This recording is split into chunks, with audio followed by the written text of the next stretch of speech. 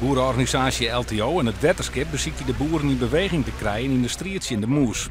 Hierbij wil het zijn, laten ze zien hoe je dat het beste dwaan kennen. Want dat er actie neder is wel duidelijk.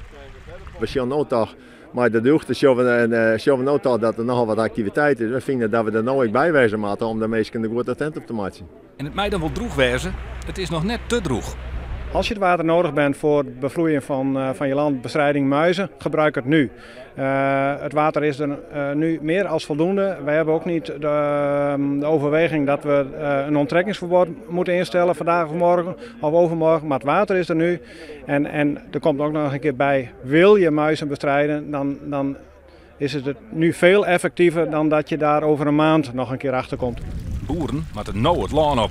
En wacht je net dat het juist wordt, want als er nou mee aan de slag is, dan kerst ik nog een snee gas hebben.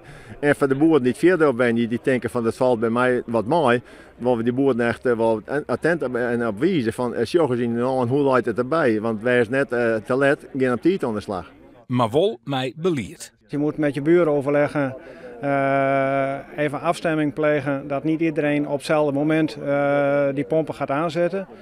En je moet ook even voorzichtig zijn als je zeg maar enorme grote niveauverschillen in die sloot gaat krijgen doordat er massaal uitgepompt wordt. Dan kan het ook oeverbeschadiging geven en dat zou je ook niet moeten willen.